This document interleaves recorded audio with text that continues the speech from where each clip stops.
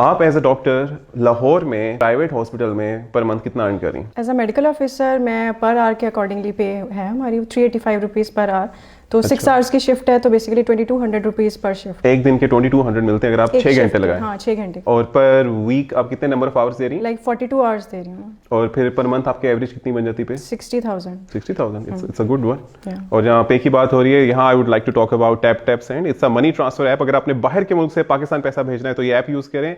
It's very fast, reliable और इसके conversion rates बहुत अच्छे हैं। और साथ साथ मेरा प्रोमो कोड यूज कीजिएगा डॉक एली। उसमें आप पहली ट्रांसफर में you would get additional bonus of $10 या £10। तो आपने कभी बाहर के मुल्क से पाकिस्तान पैसा भेजा है?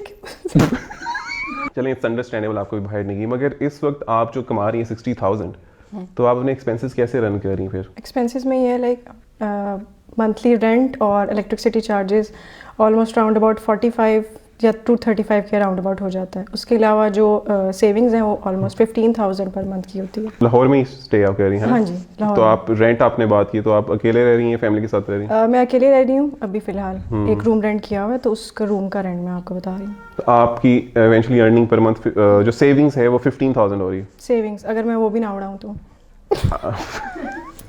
जो MBBS था वो आपने कहाँ से किया? अख्तर सईद मेडिकल कॉलेज से। वहाँ आप पर ईयर कितना पे करती थी MBBS के लिए? उधर कॉलेज फीस बेसिकली हमारी 8 लाख थी। और ये कब की बात है? ये ऑलमोस्ट 2015 की। अच्छा। तो 8 लाख सिर्फ कॉलेज फीस थी और हॉस्टलाइट्स हैं एज, तो उसके अलावा हमारी 1,40,000 हॉस्टल की चार्जेस होते थे, excluding mess and electricity charges. Mess की हमारा 45,000 6 मंथ्स के अकॉर्डिंगली होता था। यानी ऑलमोस्ट आपका 12 लाख लग जाता था per year? Almost per year. यानी 5 साल का आपका लग गया 60 लाख। हाँ। अच्छा, उसके बाद पर मंथ 60,000 सही है वैसे? नहीं नहीं सही है। डू यू थिंक कि आपने जितना इन्वेस्ट किया वो आपको वापस मिल जाएगा? नहीं, उसका मुझे लगता है कोई 30% भी नहीं मिल रहा। तो क्या प्लान्स हैं आपके इस इन्वेस्टमेंट को वापस लेने के, जो आपने प्राइवेट में MBBS किया, अब आप आगे किस तरह अपनी इन्वेस्टमेंट वापस लेंगे? मैंने प्लैब मेरा ऑलरेडी बुक है, प्लैब 1। प्लैब जो कि UK जाने के लिए एग्जाम है, तो वो अगस्त में मेरा बुक है। तो उसके बाद इसका मतलब जब आप प्राइवेट इंस्टीट्यूट से MBBS करते हैं तो फिर आप जब प्राइवेट जगह ही आप एज अ मेडिकल ऑफिसर काम कर रहे होते हैं तो वो इन्वेस्टमेंट जो आपने की है MBBS बनने के लिए एज अ डॉक्टर, वो आपको बहुत देर बाद मिलती है। हाँ एग्जैक्टली। तो ऐसा क्या हो कि आप बाहर के मुल्क में ना जाएं एज अ डॉक्टर काम करने, आप पाकिस्तान ही रहे, तो ऐसा क्या चेंजेस आए सिस्टम में कि आपके मैंने पाकिस्तान ही रहना है?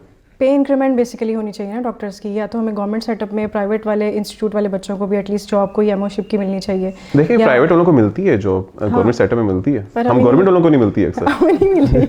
मुझे भी नहीं मिली थी, ठीक है। तो कितनी पे हो तो आपके, मैं बाहर के मुल्क नहीं जाती, मेरे पाकिस्तान में ही मुझे खुश हूँ कि मैं डॉक्टर के तौर पे राउंड अबाउट 1 लाख।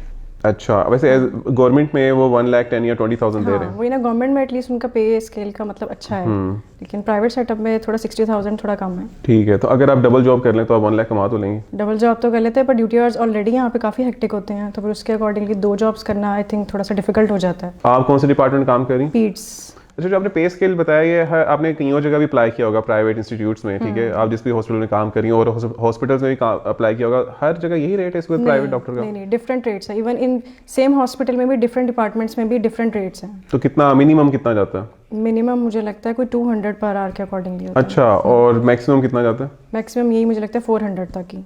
अच्छा, ज़्यादा नहीं। अच्छा, आपने कहा आप 60,000 रुपीज़ पर मंथ कमा रही हैं एज ए मेडिकल ऑफिसर, तो उसमें आप घर वालों को कितना देती हैं उससे? फिर मेरे पे बेसिकली रिस्पॉन्सिबिलिटी नहीं है मेरे घर वालों की, तो इसलिए जितना भी मुझे पे है मेरी वो सिर्फ मेरे ऊपर ही स्पेंड होती है। तो इन्हीं पैसों से आपने जो बाहर के एग्जाम्स देने होते हैं, आप अफोर्ड कर रही हैं वो टेस्ट सारे एग्जाम्स देना? नो, वो आप घर वालों से लेती हैं? मतलब कुछ खुद की सेविंग्स होती हैं, कुछ घर वालों से, तो लाइक दोनों। तो अगर आप समझती हैं कि एक लड़का हो या चलो एक लड़की हो, उसने अगर अपने फैमिली को भी सपोर्ट करना हो और वो लाहौर आया हो, ठीक है, दूसरे शहर से जहाँ उसने रेंट देना है, तो 60,000 में तो वो घर वालों से कहेगा कि पानी पियो या हवा खाओ, सब्र करो, सब्र करो, कहेगा। तो कब तक सब्र करो? जब तक बाल से फेद नहीं हो जाते। जो लोग कर रहे हैं इस वक्त प्राइवेट इंस्टीट्यूट से MBBS करने का सोच रहे हैं, तो आप उन्हें रिकमेंड करती हैं? आपका क्या ओपिनियन है बस इस बारे में? अगर आप पे फैमिली का प्रेशर नहीं है, अगर आपने अपनी फैमिली को सपोर्ट नहीं करना तो इट इज़ वर्थ इट। अगर आप पे फैमिली का प्रेशर आपने सपोर्ट करना है तो I don't think it's worth it. अच्छा, बहुत से पेरेंट्स चाह रहे होते हैं कि उनका बच्चा या बच्ची डॉक्टर बने, रिगार्डलेस प्राइवेट में हो रहा है या गवर्नमेंट में एडमिशन हो रहा है, तो उन्हें आप क्या कहना चाहेंगे? आपने ग्राउंड रियलिटीज़ देखी हैं खुद ही?